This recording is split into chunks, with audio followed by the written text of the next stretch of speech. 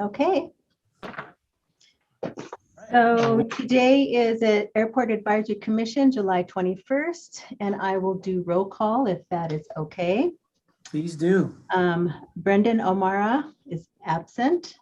John Foley, Present. Lieutenant Commander Nathan Edgecombe is absent. Douglas Bernizer, Yes, I'm here. Kat Pence, Present. okay, Ken Geddes, Present. and Neil White. Present. Commission, July 21st. Hold on. And I will do roll call if that is. I have to stop this. Brendan O'Mara is absent. John Foley, Present. Lieutenant. I know it was working. Okay, it's working. It's just like to talk back. We know how much of a delay we have unless, if we say Yeah. something. But we know we have a quorum. Yep. So you're ready to go. Okay, all right. Well, we'll call this meeting to order, and I guess the first agenda item is to approve the agenda. Has everyone received and reviewed it? Yes. Any additions needed? Yes. Yes, Ken, did you have something? Yes, I've asked for a couple times to have an item added to the agenda. Okay, now I believe this was the what you wanted to present on off-grid electric information? Yes, I have a short PowerPoint presentation. Sure. I was assuming that we would cover that under items for commission discussion, if that's okay with you? Well, I like to see it as an item. So how would you like to handle that? We can discuss it tonight. The agenda is out. I guess we can add it on officially to the agenda. Yes. Do we need a motion to do that, or can we just have it listed on the minutes? I guess where would we put it? Do you want to add an item under number 6? Or would you like it under 4? Is that general discussion? It's just, yeah, commission discussion under number 6. Yeah, that's fine. And what was the title of it again? Let's call it electric generation. Okay. And so you'll make a motion to add that to the agenda. Do we need a motion? Yes. I'll move it. All right, do we get a second there? To add that to the agenda? I need a second. I second. All right, thank you, Neil. Well, as we do with these virtual meetings, we'll do a roll call vote to add that to the agenda. So when I call your name, if you can indicate if you're in favor of adding that item to the agenda. Doug Brenizer, Yes.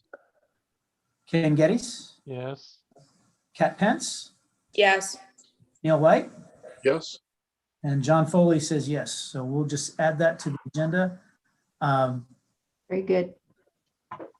Yep. And Neil, did you have, when we talked before, I apologize, we're getting this out of the way, but when we talked between the last meeting, I think you had mentioned something about lead emissions at Aurora or Hillsborough. Did you have anything to share there?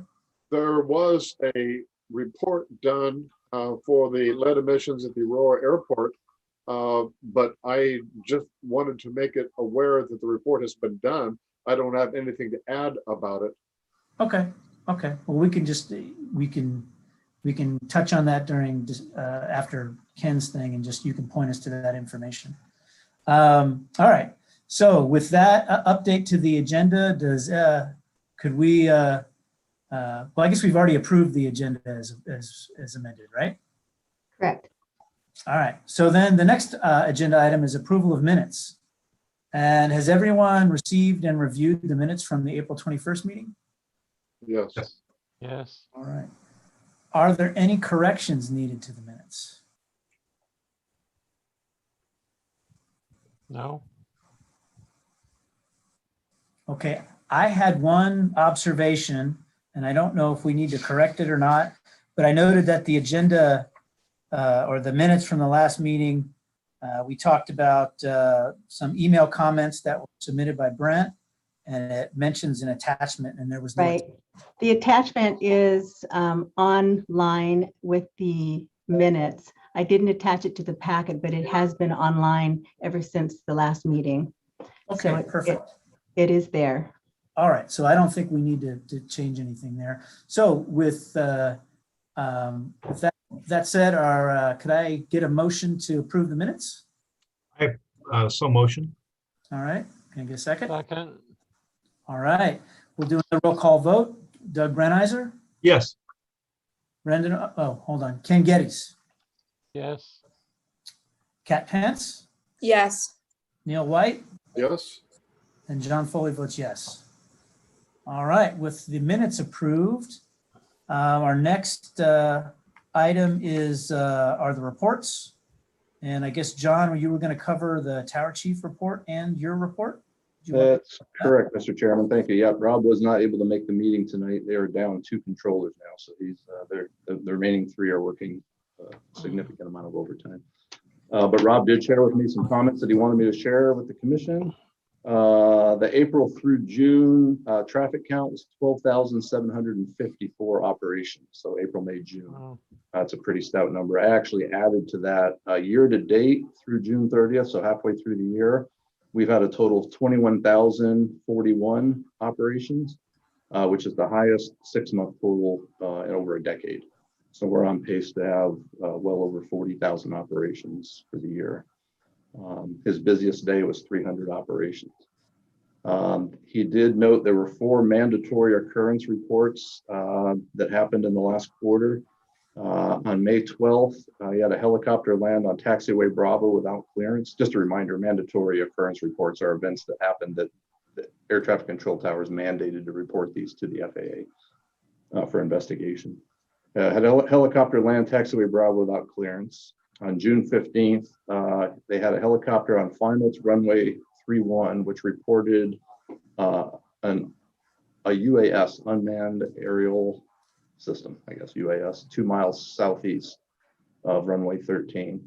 Helicopter maneuvered away from the UAS and landed without incident. Tower notified FAA Regional Operations Center and Marion County Dispatch. I haven't heard any feedback on if they were able to find who was flying that what people refer to as drones. See, on June 20th, they had a Cessna 172 that crossed the hold short line for runway 34 without clearance. There was a Cessna that was in the traffic pattern and was instructed to cancel landing clearance and extend the downwind. And then on June 30th, they had a Beech 99 departing runway 16 on an IFR flight plan via the Salem 4 departure.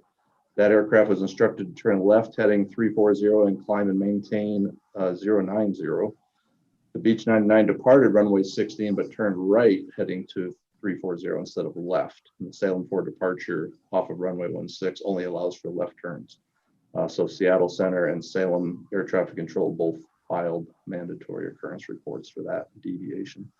So all 4 were pilot deviation.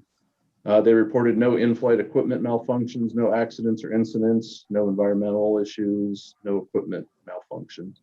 And then finally, he just wanted to know that he had 2 personnel that resigned in the second quarter, and then he has 2 new hires starting August of 2021. So hopefully by September, they'll be back to full staffing.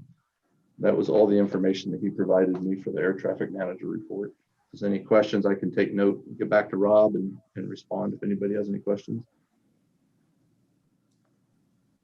Any questions from the commission?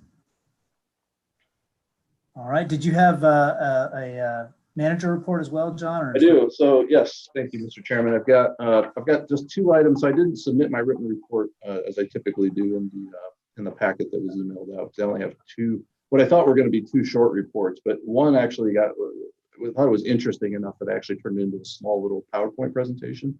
Brent will be familiar with it too. It has to do with the aircraft electric charging station at a company that we're working with. So, but first I wanted to share a brief update on our taxiway improvement project that was scheduled to get underway this summer. I mentioned in the last meeting, the project was going out to bid. It did go out to bid on May 4th. Bids were opened on June 8th. The city received 2 bids. Both came in higher than budgeted. FAA indicated there was enough funding to accommodate the higher bids, but both bidders exceeded specific line items in the bid that are mandated by FAA to be capped at a certain level.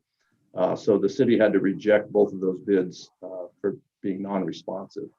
The city alerted the bidders to their errors. The project is currently out for rebid with a new opening date of August 3rd. What that means, though, is that by the time the bids are open, the grants are awarded, and all the paperwork is done, it's going to be too late in the season to complete it in time for the fall winter weather. So the project's now delayed until May of 2022. So we'll have the bids done, but we won't be able to do construction this summer. I guess the only downside to that, really, the grant funding I've confirmed is still in place. We won't lose any of our grant funding. It's 100% federally funded project, and the pavement will be 9 months older by the time it gets rehabilitated. So there's really no downside other than it's just going to be a year later. So Right. that's Are the we- only sorry. I was curious, are we bidding at I think everything that these days is having impacts due to, supply shortages and things like that. Right. Or if that was affecting the prices. Are we locking in a bad price now when we might get a better one next No, year? we weren't able to do anything with either bids because neither of them conformed with FAA requirements. So the new bids, assuming they both come back in, hopefully lower than the previous ones, but we won't know. Assuming those are both responsive and meet all the FAA requirements, then those will be locked in until next spring. And I assume that there's no impact on air traffic using those taxiways. No, that's correct. Yep, no impact at all to aircraft or airport operations.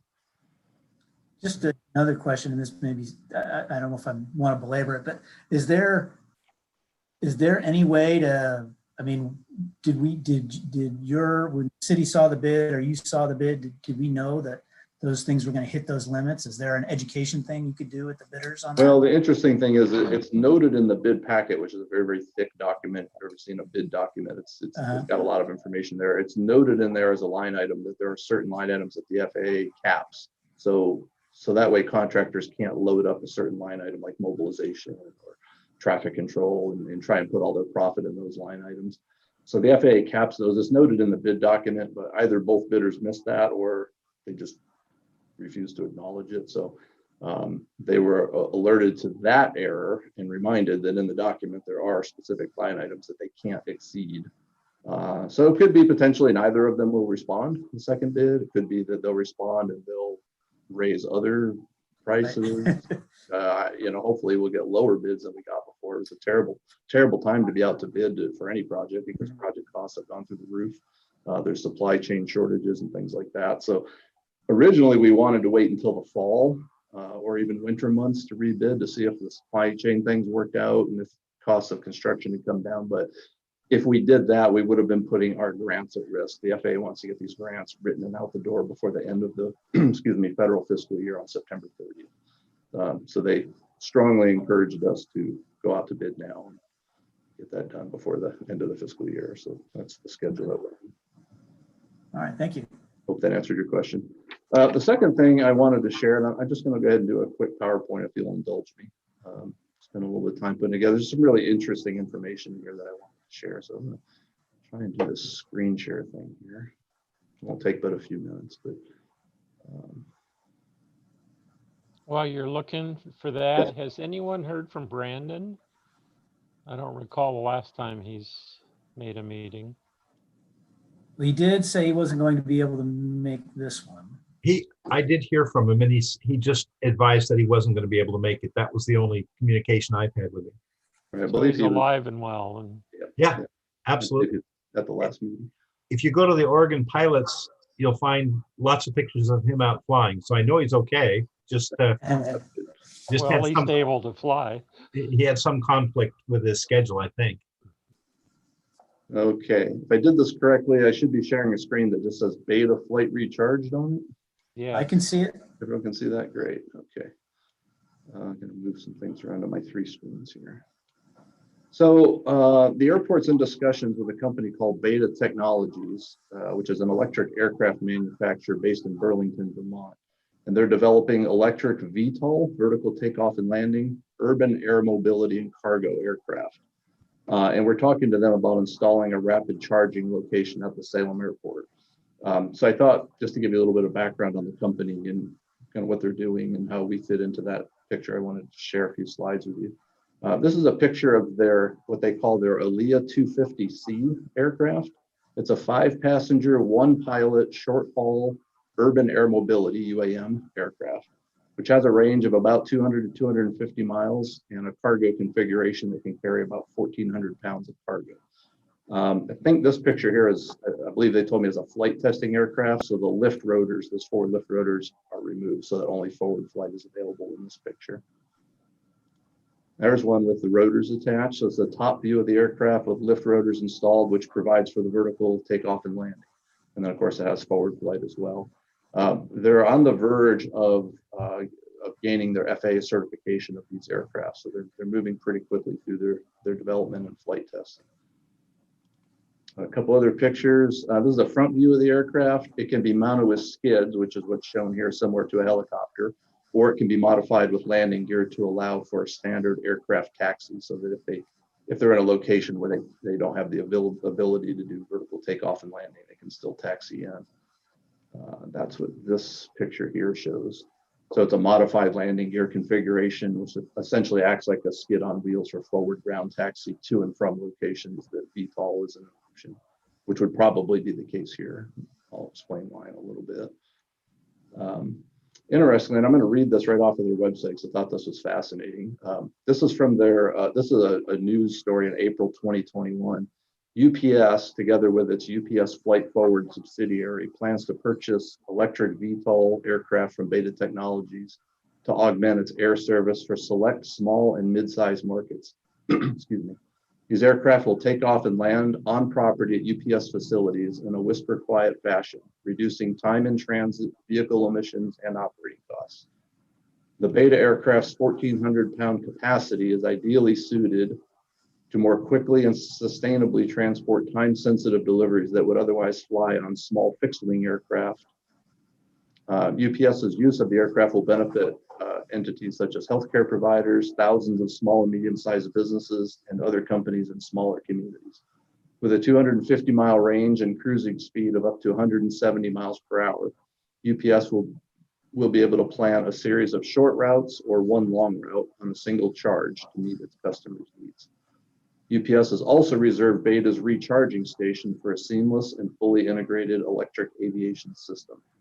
The Beta charging station helps ensure safe and rapid charging of the aircraft in under 1 hour and facilitates a quick turnaround for the loading and unloading of cargo. Beta's aircraft are designed to someday operate autonomously as technologies and regulations are established. UPS Flight Forward received the first U.S.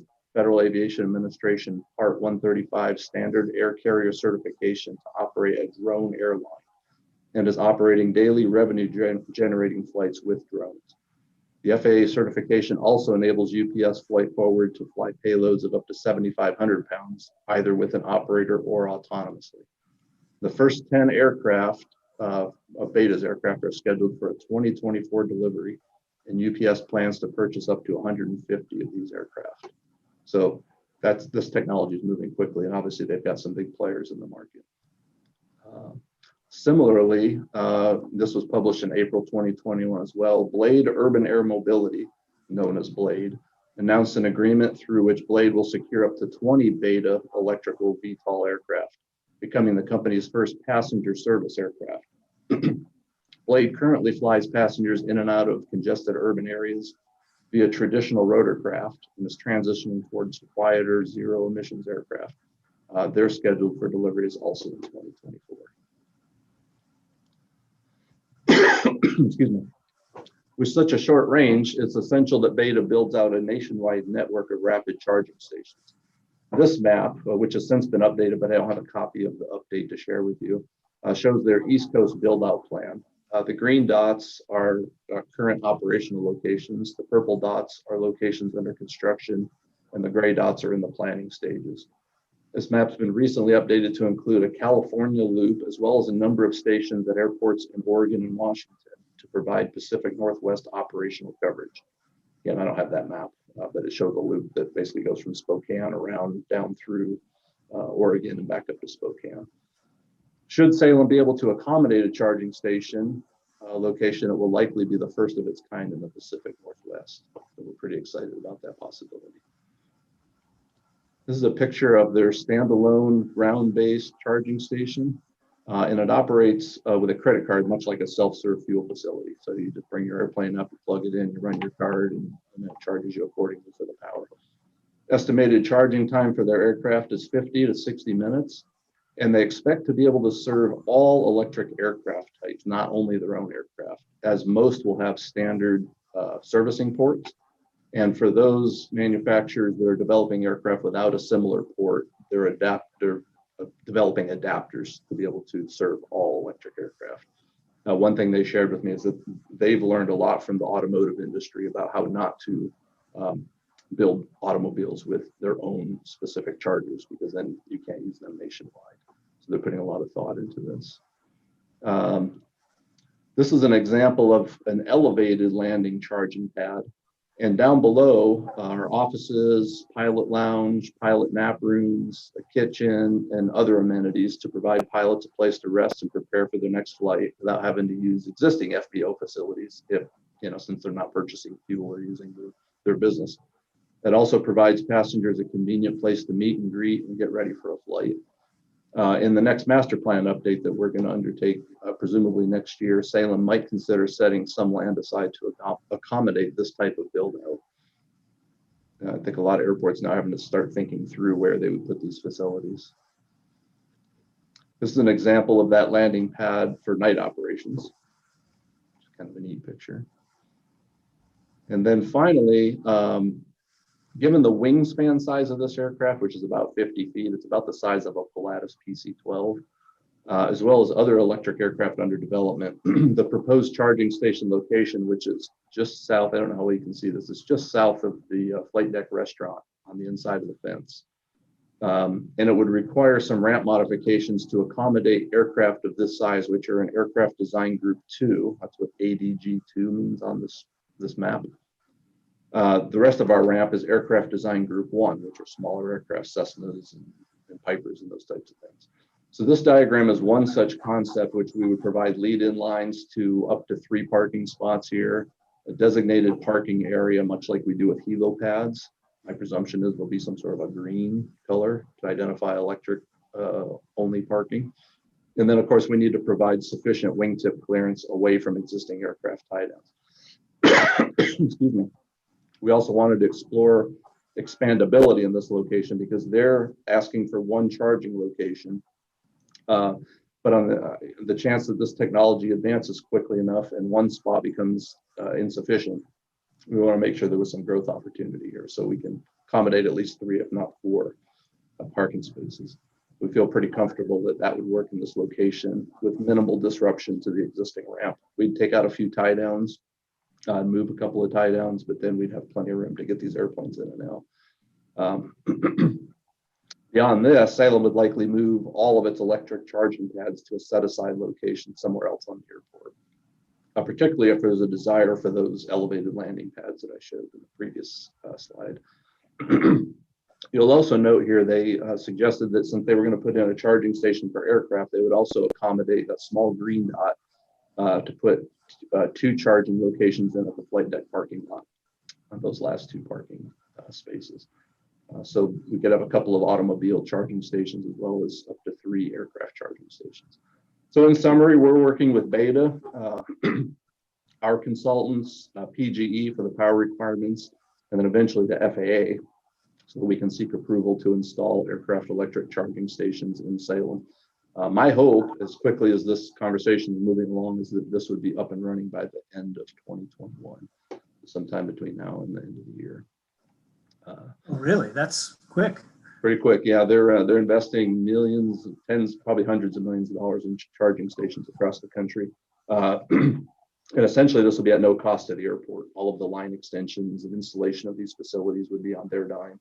And then there's an agreement for how revenue is generated and what % of the revenue and who it goes to and those sorts of things. So Brent DeHart, who I know is on this call, he's been a part of these discussions as well. We've talked about that being an alternative to fuel, having electric fuel as opposed to diesel fuel or jet or avgas. So we may end up where it works out where, Brent's company is the provider of all fuel services on the airport and we lease the land to Brent and those sorts of things. So we're having some of those discussions too. So Brent's part of that discussion as well.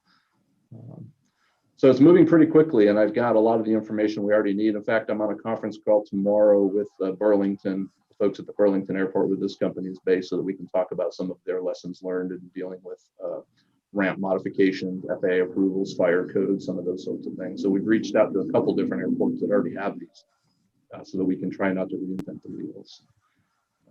Pretty excited about it. Before I stop sharing, does anybody have any questions or want to see any of the slides, anything like that again? It'd be great if you could share the slides just after the meeting, if that was possible. Yep.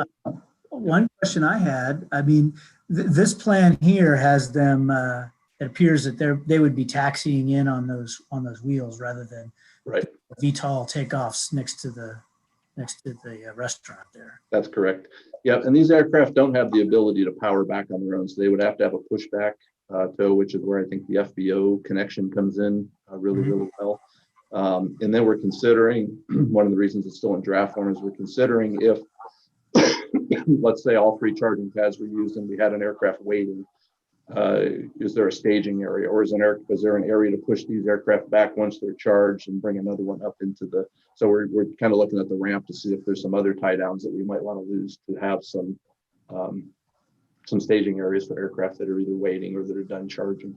But you're right, these would be not vertical takeoff and landing because of their proximity to other aircraft, to the fence, to the restaurant. And so we've talked to them about the need to have, wheels only. I don't know enough about the aircraft to know if they're all built with the wheels and they choose to use them or not. I don't know how that works, but we did indicate to them that we would likely want them to land on taxiway Charlie and then taxi into these spots, as opposed to VTOLing in and out. Notice the facility where they were landing on the roof had ADA ramps on the lower level, but I didn't see anything. Yeah, that's it. Yeah. I don't know how somebody in a wheelchair is going to get from the upper level down to the lower level. Yeah, I don't either. I don't have enough information about this concept to know how it would meet ADA requirements and things, but certainly those would be questions that we would ask before we would do any installs here or anywhere. Or it could be just all the landings are on the ground with wheels, like we were discussing. So it sounds like this would go in, if you're talking about by the end of the year, is that just having like an agreement in place or is that actually building out or? Well, it would be so according to PGE, they have enough power out on a power pole on 25th Street, just across the street from the entrance to the restaurant. So we'd have to trench power over across the parking lot to these locations. And then of course, Beta would have to come in and install the pedestal and put the machines in and connect it. And then we'd have to do our ramp modifications and those sorts of things. So it's part agreement, but it's part also infrastructure improvements. It would take several parties. So, it's an optimistic statement to say maybe by the end of the year, because I don't know how quickly PGE could run the power over. PGE is also looking to their business department to see if there's any offsets or any financial assistance to encourage electric aircraft development. So this is new to them too. So there's a lot of questions we still have to answer, but so it may not be that quickly. It could be this time next year, maybe sometime in spring, but it sounds like, my simple mind, it sounds like a fairly straightforward install, just to move power over to these locations, trench down the hill to the ramp, and then Beta would install their pedestals there. John, in your presentation, or the company's presentation that you were reading, it sounded as though it said these aircraft will land at a UPS facility. Yep. So UPS is anticipating building on Salem Airport?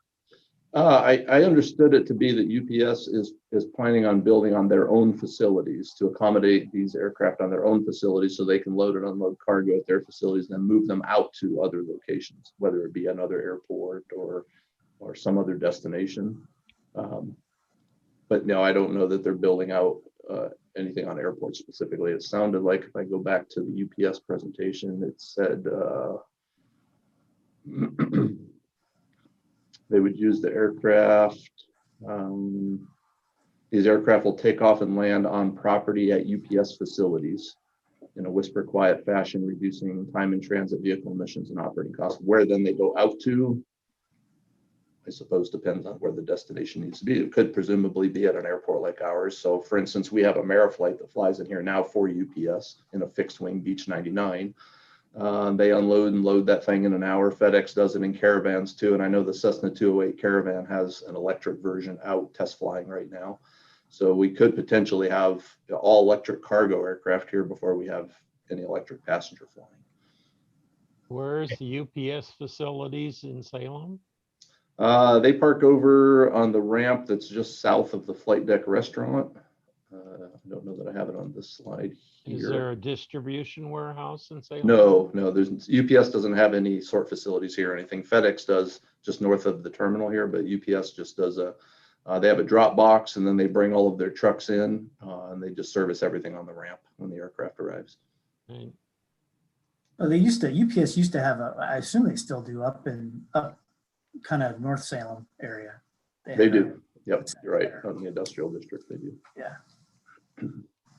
So that's the rest of my report. I just wanted to kind of give you some background on this discussion we're having with the electric charging company. I think is the way this technology is moving, and as quickly as they're building out these charging stations, as quickly as they're anxious to move, they're all able to move as fast as we can move and as fast as the FAA and the power company can move. But they're chomping at the bit to get these facilities built out so that they can service their aircraft or sell their aircraft nationwide. Yeah, it's pretty neat to have got the feedback from the city council the last meeting that they were interested in this, and then you come back at the next meeting and you have Right. something that works. Right. So I think, basically coming on the heels of that, and I mentioned that to Nate, I said your timing is perfect because I know this will be well received, I think, in the community. It's something that Ken mentioned as part of his presentation that he wants to make later. He wanted to talk about electric aircraft, I think, was part of that. And so part of the reason I wanted to share that was just to let you know we're in those discussions now, and it's something long-term we're going to have to think through, again, where these locations would be for the elevated landing pads. And then again, do we need 2 1-mile runways, or do we need more space for a vertical takeoff and landing aircraft if that's the wave of the future? So things we'll have to think about, and it's all new to airport planners and airport managers, so we're all sort of stepping through it as we go along. Okay, Mr. Chairman, that's the end of my airport manager's report. If there's nothing else, we can go ahead and move on to air service development. Yeah. I do have a question Go ahead, Neil. regarding John's report for the October 2021 Airport Advisory Commission meeting. John, could we get an update on the Salem Airport Emergency Preparedness Plan? I can absolutely do that for you. Thank you. All right. Are there any other questions for John? All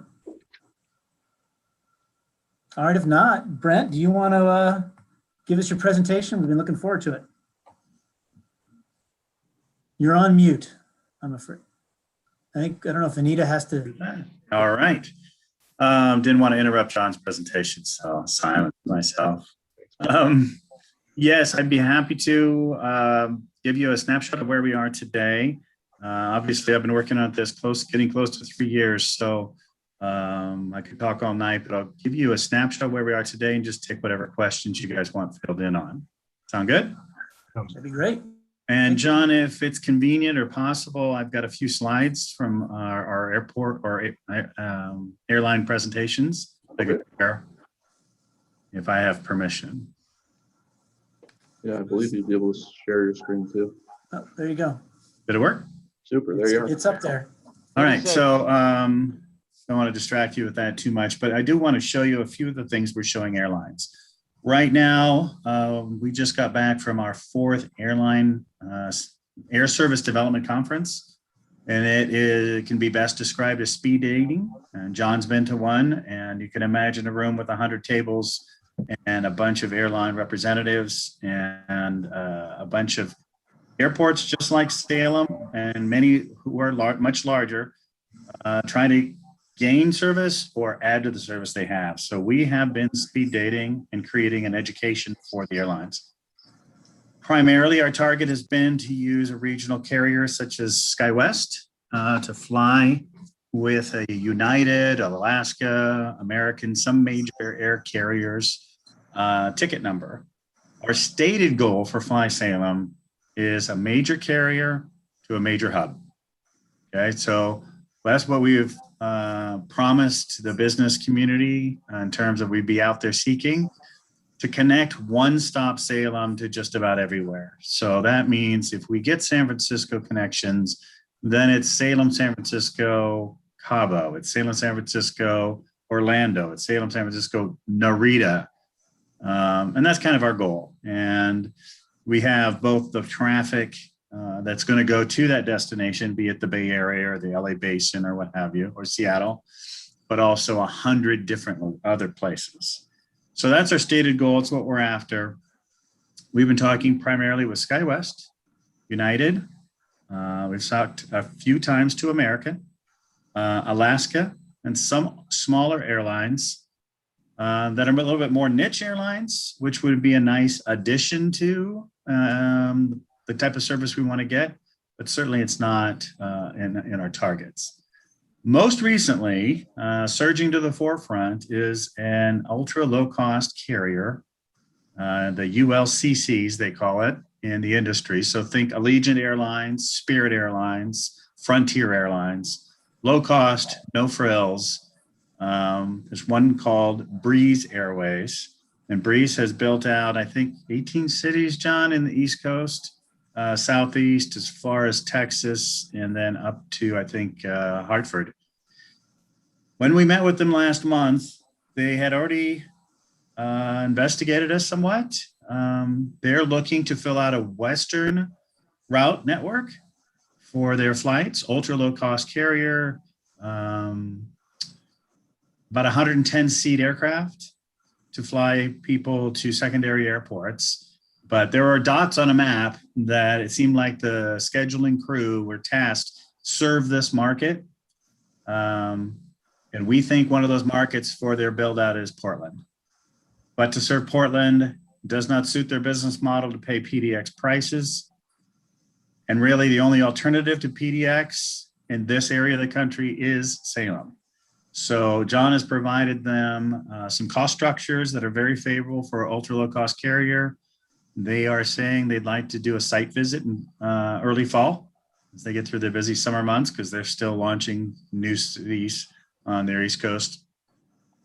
It's very, very positive. It may very well be that a year from now, we will have Breeze being our first commercial carrier. So even though it falls short of what our stated goal is, it may very well allow us to prove ourselves and get our stated goal of a major carrier if we start filling these routes. Breeze would be 2 flights per week to 2 different locations, they said.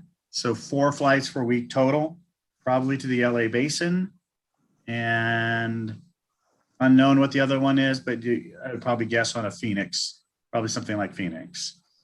So that's the situation with Breeze. We're very positive about them. We're going to see them again next month at the conference that's hosted by our consultant.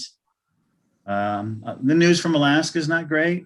A lot of us have that Alaska credit card in our wallet, and we'd love to see a connection to Seattle and beyond. And Seattle, Alaska is not having a good experience at Painfield, and Everett, Washington is billed as an alternative to getting to busy SeaTac, but it has not been a good experience for them. So we would be seen as an alternative to a busier Portland metro market. And that's not a good comparison for us because they're getting burned in Everett. So I'll show you a few slides in terms of what are we showing them, because frankly, we're spending a couple of years here giving them an education. You look at all these cities, us right here on the right-hand side of the chart, our growth rate is 8.8%. We're growing faster than Medford, Eugene, Santa Barbara, Anchorage, San Luis Obispo, Santa Rosa, and Yakima. All of them have commercial service. If you look at the left-hand side, we're larger than Anchorage, Eugene, San Luis Obispo, Pasco, Yakima, they all have commercial service. Tri-Cities has got 4 airlines and 11 flights a day. This is a little dated, by the way, because there's a new slide, but this growth in population is still what we're telling them. So we are twice the size of Medford, more than twice the size of Bend, Redmond market as a population, right? So that surprises a lot of people because if they're not from the area and they're not Northwest folks, they don't know the difference between the Mid-Valley, which we're talking about. Oops, sorry. Trying to find the map of our area here. So it might be hard to see on your screens, but this light green area is what we're saying is our catchment area that we think from which we will draw. And we have purchased data and again, updated data. We know how many tickets are being purchased from each zip code, what they paid for it, and where they went. So we are not working on projections. We're working on data when we present them. And believe it or not, other than the Salem Kaiser zip codes, the next highest demand is coming from Corvallis. And Corvallis is driving right through us in order to get to PDX. So that's our catchment area. It's darn near 600,000 people. We are not Gladstone. We are not Troutdale. We are not Oregon City. We're not something that's glommed onto the metro market. We're the second largest and fastest growing MSA, Metropolitan Statistical Area, in the state. Yeah, and wow, we're getting that. We're getting that from an American who literally said, you know, you really weren't on our radar, but now you are. The last thing that America said to us is, when we sit here at these tables during these conferences, 95% of what we hear, we already know. We didn't know any of this. So really important that we're out there spending the money, spending the time to get it done. So the other slide that pairs with this one about population is the economy. You can see here, our economy is growing faster than all these other cities in the Northwest that all have commercial air service, right? You can see on the left side of the screen, the size of ours compared to St. Eugene, San Luis Obispo, and so forth. So our economy is twice the size of Medford's economy. 71% larger than Bend, Redmond. Again, there's a little dated, but you guys get the idea. And then Medford, of course, has 5 airlines and 13 daily departures. We're trying to get 2 daily departures, 2 50-seat regional jets to a hub and connect Salem to the world.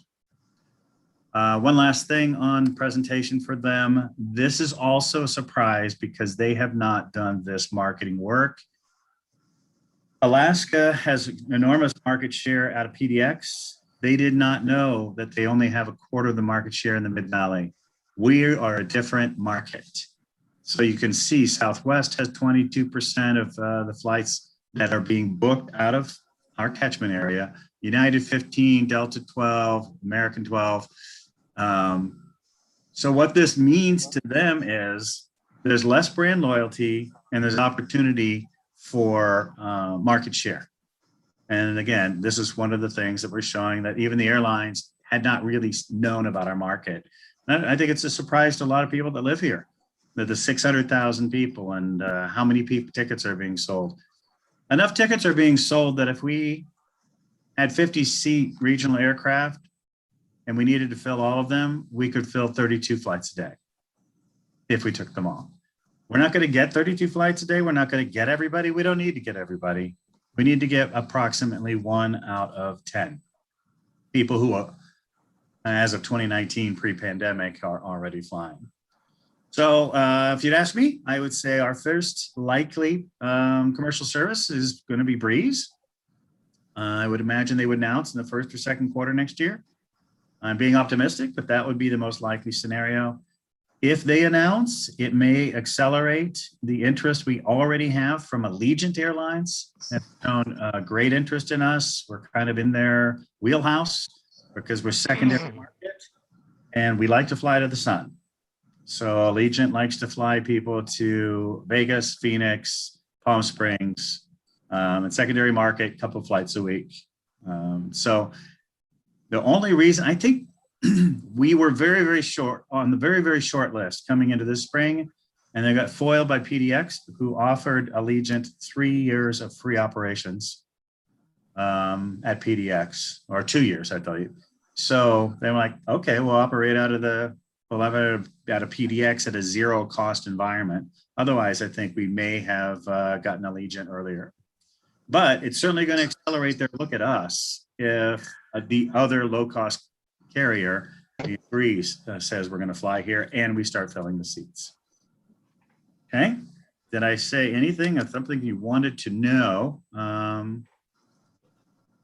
I think I missed it, Brent, but did this Breeze, where were their connections to? Do you know, or is it still TBD? They have not announced their West Coast network, but they would be probably Burbank, like Avelo is using, a secondary LA basin. They said for us, they said to us, for you guys, we'd be looking at probably 2 destinations twice a week. One of them is going to be in LA, and we'll do a little, we'll study which the other one is. But our statistics know that the #1 destination for our market is LA Basin. Second is Vegas, believe it or not, because apparently we like to gamble.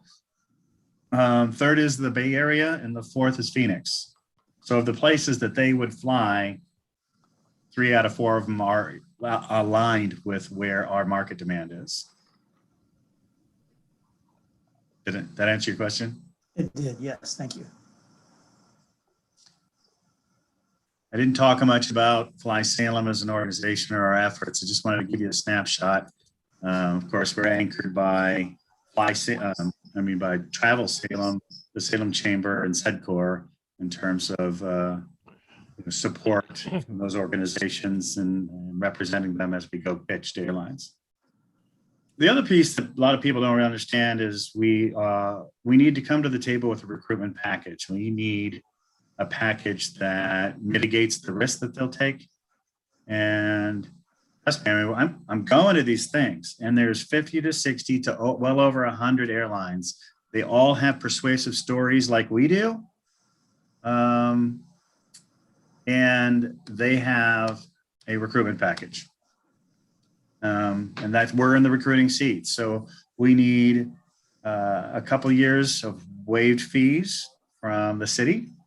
We need the ability to market the airline's services when they come. And we need some sort of risk mitigation. And we've been focusing on a tool called Minimum Revenue Guarantee, or MRG. And I would frankly say the MRG is a slush fund. I mean, it's money that right now we have over $700,000 of private sector money that has been willing to put in the pot and say, if you do not reach a minimum revenue, we will guarantee it and we'll backfill that during the first 2 years of startup. And that's all of those things are negotiated down the line. I'm sure we don't have time in your meeting for me to go into it in detail, but that's a snapshot of some risk mitigation money, some fee waivers, some marketing money, and so forth. We've already have the demographics and the economy to support it. So Brent, I started to hear, or maybe I was hearing, there was this an ask from the city on assistance here? I guess, is there something specific you're looking for from the AAC out of this presentation, or? No, we don't currently have an ask. We're up till now, we've been able to operate with privately raised money, a fair bit of my own, and a grant we got from the Oregon Department of Aviation, the ROAR grant, and that helps us pay the consultant along with, and we did a nice fundraiser just prior to COVID shutting everything down and raised some matching funds so we could operate. We're going to be looking at the need for funds in the next 12 months or so, and how we're going to raise that is a bit of a question mark.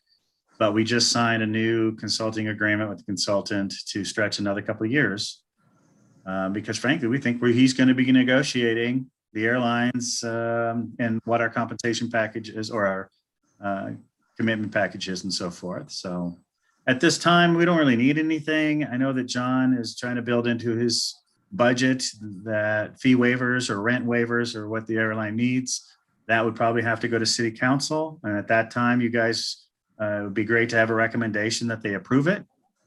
It's fairly standard what we're seeing out there. We're not, I mean, it's the FAA, John. They only allow you to offer, these kinds of incentives for a 4-month period. That's correct. Everybody has that on the table. That's going to be a minimum expectation for many airlines. Yeah.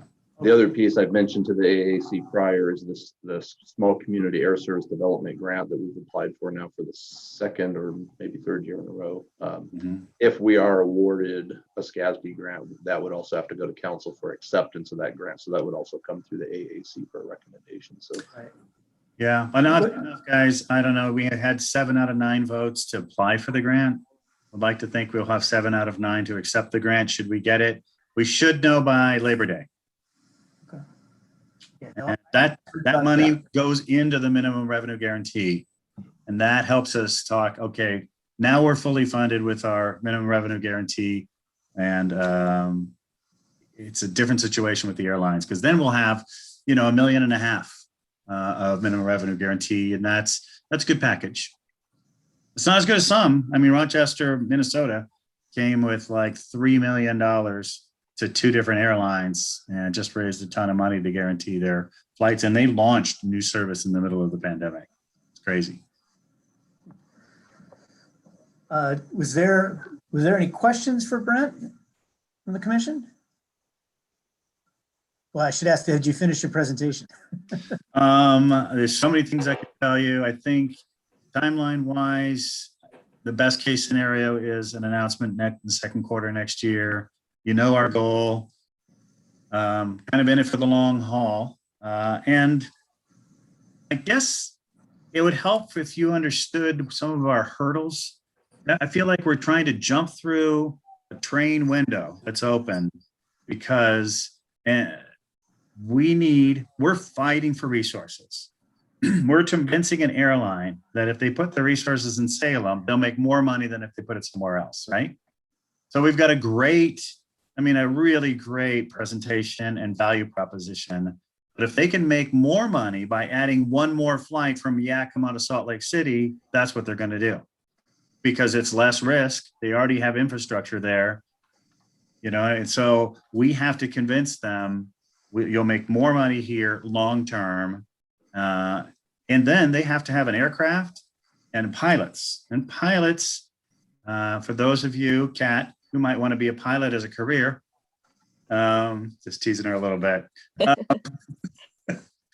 The 18 months ago, Mr. Chair, our problem was SkyWest did not have pilots in an airplane because the airlines were exploding. 18 months ago, as fast as they could hire a pilot and buy an airplane, the major carriers were contracting them to fly on their behalf at 0 risk. There was no resources. So the irony of is that now there's airplanes sitting on the ground that we need.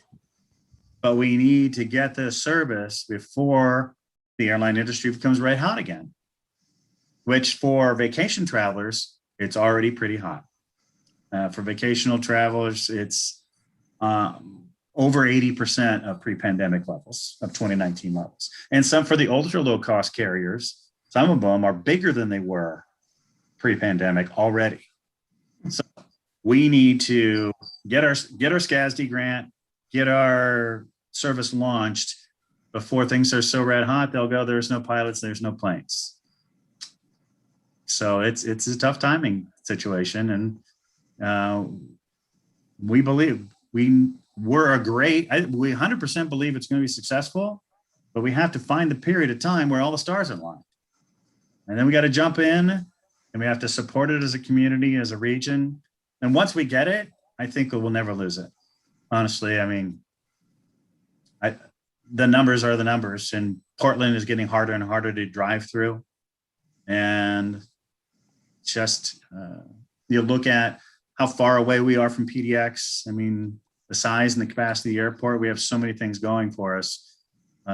People are shocked when you tell Alaska, like, we're leaving 3.5 hours before our flight minimum. And they're, what?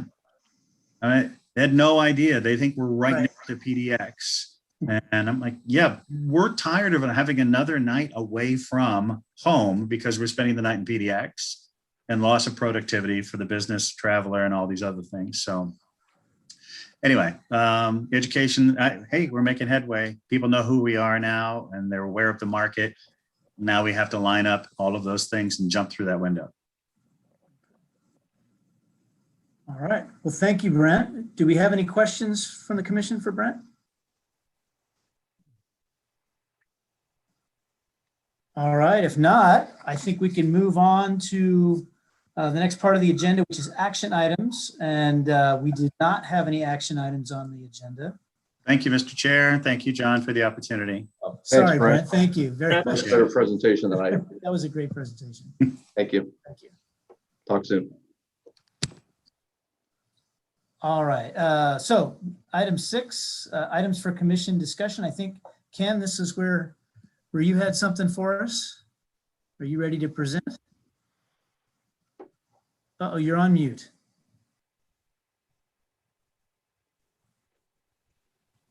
Oh, there you go. There we go. Yeah, if I can All get right, a now you're- share from John.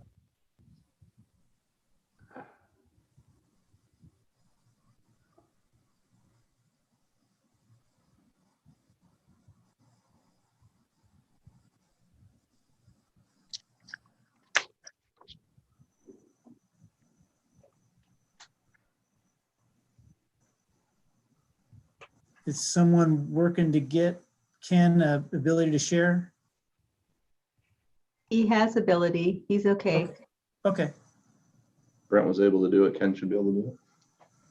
So I think, at least on my screen, if you go to the bottom and says share screen, you should be able to. Mhm. That's something I need to, At the Yep. bottom of the screen, Ken, there should be a green button that says share screen with I like an see. up arrow. Okay. And then if you click that, it'll show whatever screen you're wanting to share with us. okay. Here it comes. You All right. got it? We haven't seen it yet. Oh, There it comes. All right. All right, let's see. Somewhere is a slideshow. Maybe it's underneath the, Well, it's right in the middle. Keep going over to your right. yep. well, I get, It says slideshow. well, I can't see it because the Zoom. It's in the bar gray is up area, there. right underneath the magenta banner. In the middle of this, of that section. He's saying that his Zoom screen is in the way. You can grab your Zoom screen and slide it to the side so you can see your underneath screen. That might help. There you Yeah, go. There you I've go. got it.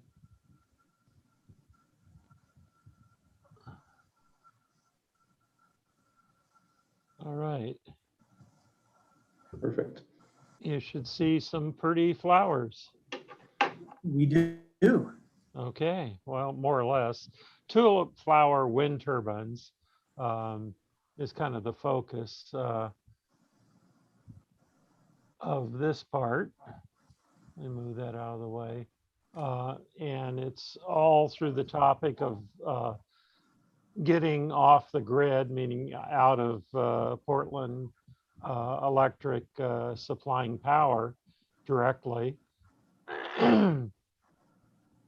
And somewhere there's a way to go to the next, there we go. And this slide shows that the state of Oregon has just on the 17th, the governor signed this bill about reducing, setting a goal for the reduction of zero emissions by 2040. And it includes a $50 million in grants for community renewable energy projects in cities other than Portland. So there's $50 million up for grabs by the cities other than Portland for different emission elimination projects. And part of this idea is to create a public-private partnership with one of the universities. Willamette has an environmental engineering department that can look at the full picture of the devices, which devices would be most appropriate, which are the most climate friendly.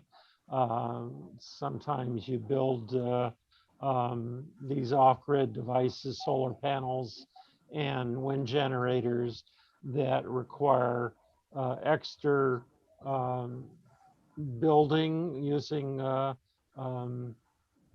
carbon sources, and also in the recycling of the products once you're done with it. Maybe after a 20-year lifespan, you've got to consider what's happening with those devices. There we go. These wind turbine, this particular tulip flower turbine comes in 3 different sizes. The tallest being 19 feet tall. That's about a 2-story building. The smaller one is like 3 feet tall, and a medium one is about 9 feet tall. And these could be located at different places outside of the flight paths of the runways. And here's some more specifics on the smaller, I guess the medium one, 3 meters in height. That's the 9 feet tall. Imagine as you're going down Mission Boulevard, outside of the flight path, of course, there's some trees and light poles that are taller than 9 feet, but you have a row of these tulip looking wind turbines providing some off the grid electricity. Here's some more specifications about the 3 foot tall, or excuse me, 9 foot tall, 3 meter tall, I guess 2 meter tall, with 1 meter in diameter, producing 500 watts of electricity, with a yearly output of 3 turbines at 6 milliseconds. I guess that's an average. Can produce 1,500 to 3,000 kilowatts per year. Maximum RP is 120 RPMs. There's a governor on these that will stop it from turning at a high wind speed that may damage the electric generator. Notice these are vertical access rather than the tall horizontal axis turbines you may see out in the country around Salem. Those 100-foot tall wind turbines. This is vertical access. They come in all kinds of different sizes and models. There's some that don't rotate, that vibrate. There's some with four wings and more. So here's some of the specifications from this one company. Airport environmental programs. This is the FAA from April 2018. There's guidelines for evaluating solar energy, updated in 2018. Then the Salem Municipal Airport Master Plan that we're be looking at in more detail, section 7.7, natural resources and energy supply. It talks more about water and air than it does renewable energy, climate change. Although it addresses that issue to reduce petroleum use, energy use, air emissions, water consumption, are things that are part of our future. And we should have a off-grid annual goal to 2040 added to the master plan. So some consideration about what we will be doing in the future as part of the master plan. Then one use of electrical energy, I suggested that we have some billboards located facing the traffic areas, traffic signal areas. The only other traffic signal is on the east side coming out of the Walmart Lowe's area, but that's on the Army Guard property section of the airport, so I didn't include that. But some signs around promoting the airport. For example, the name of the airport, in upcoming air shows, events, tours, special flights. I was thinking of the blimp that was here a few years ago that was offering flights, or special air show flights, or whatever announcements. And then a rotating list of announcements for ad revenue by the permanent services of the airport. They should have a priority. The shuttle service, I believe, is in operation now. Is that true, John? I see his head nodding. Aircraft and automotive repair services available, flight training, auto, truck, and aircraft rentals, either through the airport or the trucks, the budget trucks that are out in the lot, or automobiles at the, is that a budget facility, auto facility on the west side of the airport? And then we have restaurants and cafes. I don't know about any cafes now, but I do know the flight deck is one restaurant. Any other local businesses located on the airport should have a priority in using the signs. Also, a rotating list of community service announcements, possibly, wear your mask, get vaccinated, those type of announcements could be done through these digital signs powered by this electrical off-grid electric. This is just a sample of one billboard. There's already a digital billboard located on Mission Boulevard as you're heading west, just west of the intersection there. Behind the Dairy Queen restaurant, there's a convenience store. It's above that shows towards the westbound Mission traffic. It's a private billboard, excuse me. And then considered the electric charging stations that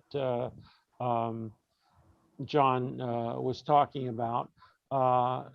American Airlines, this is from a article in CNN last month, that American and Virgin Atlantic have ordered electric taxis from Vertical Aerospace.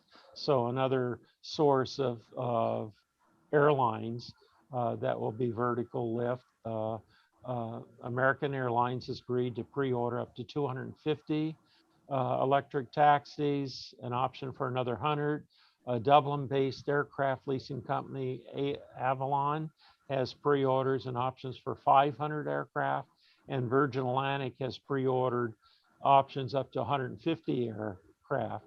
So there's more than one source of these vertical lift airlines that will probably be coming to the area, and a source of airline traffic.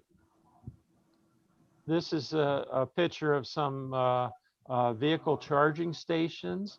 Next to the Target store on Center is a row of these charging stations. So you can get a real live look at the charging stations. And locations that I've thought about were on both sides of the general aviation terminal, the north side for the it's not Zoom, it's Groom shuttle service in that area parking lot near the FedEx. And then on the south side of the terminal could service the general aviation terminal from that location as well as the traffic tower.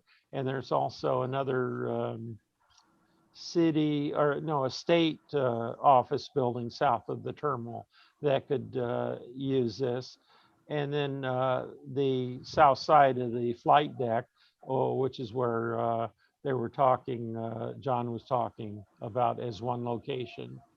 And then I thought of the a portable battery located on one of our FBO trucks, put a big battery on it, and that is a portable way to go to our aircraft rather than having to have the aircraft come to the flight deck areas John proposed, but having a truck run by our FBO to provide electricity to aircraft.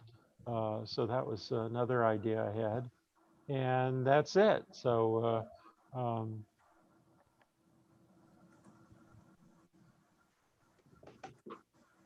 any questions, comments?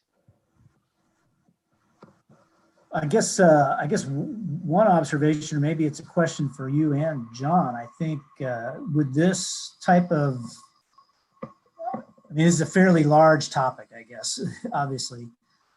Would these things be something we take up in the update to the master plan? I know at least with the charging stations, you mentioned there's activity going on now, but. Yeah, those are all items that we can put into the master plan. What are our goals as I believe the largest facility in the city, contiguous facility. I don't know if all the parks put together would be larger than the airport, but the airport's certainly the largest contiguous facility to address some of the climate change issues, as in off-the-grid electric generation. There's also the solar panels that we could put on top of the general aviation buildings, possibly the hangars, possibly on in the fields away from the traffic airport runways. I wouldn't want any interference with these devices from any air traffic. But there's spots like along 25th Avenue inside the fence that on the north end of the airport, but below the flight path of that runway is a row of where these wind turbines can be. They're colorful. If you look at the airport without the lights on, it's kind of, the grass is dry this time of year. It's kind of dull, and these would certainly give a visual improvement to the airport, possibly negating some of the noise effects by having something very positive, art type of things happening around the airport in different locations.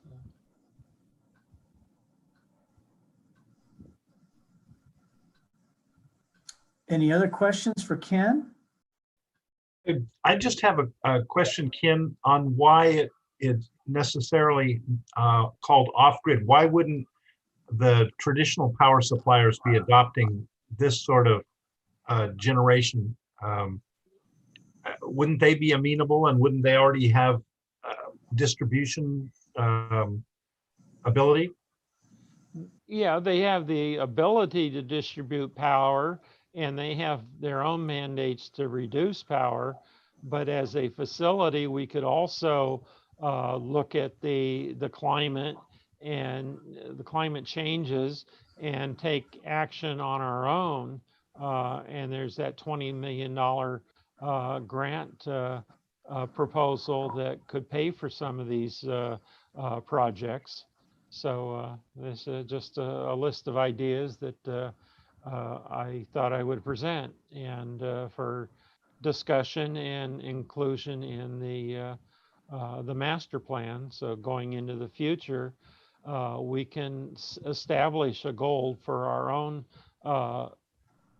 need for power from from Portland Electric, I had asked in my first email if John had those figures from the bills added up to what our annual power requirement is, and to be able to set a goal of reducing our demand, our need for that power from Portland General Electric. Yeah. I just, sorry, the only reason I'm asking is for the years that I've been associated with I know that John's budget isn't enormous. Or he's led me to believe that his budget, I don't know that I've ever actually studied it. It's all your money. Yeah, there you go. What I can't imagine is that John would have people that could maintain those types of things, and that seems to put the airport into a business that they're not particularly familiar with or good at. That's my only question. Yeah, I would say in terms of certainly solar power, wind power, and I've never heard of wind power in an airport, but if they're making these things now more efficient where they're not so tall, perhaps that's a possibility. But airports are generally leasing their property out to solar farms if they have available property.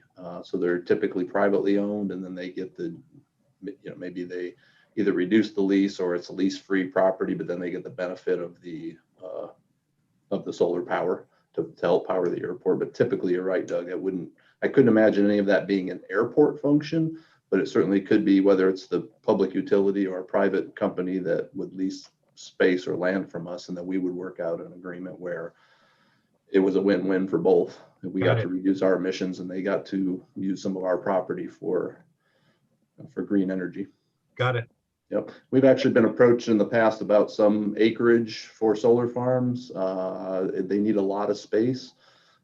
We don't have the significant amount of space to offer. And of course, then we have to do the cost benefit analysis of what else are we not going to be able to develop on that space? What's the cost benefit to the airport for long-term leases? So those things have come up in the past. We don't have a ton of land, which is typically the short answer for those types of things. But the wind turbines, if they're in a smaller parcel someplace, I don't imagine they could be on the airport. The FAA is very particular about what you can put on the airport and where. But any of the stuff is possible. I think you're right. I think in the next master plan, having some green energy goals, some emission reduction goals, having some charging station locations, the expansion of those things, I think are good ideas. It's great when we have a company like Beta that I talked about earlier, where they come in and they're willing to invest and spend the money and put the infrastructure in, so that, because Doug's right, we don't have the budget for those types of things. So whether it would be the larger city or the state or a county or a private entity, that's going to be the best way for us to go, for sure. And I think the same would be similar with billboards. I mean, certainly there would be an investment there. Revenue generation and advertising would be fantastic, but those things I don't imagine come cheap. And again, we'd have to think about location, height, the glare of LED out to aircraft, out in the various traffic patterns. So there's always a lot of things that come with that, but certainly they're good ideas. They're worthy of discussion.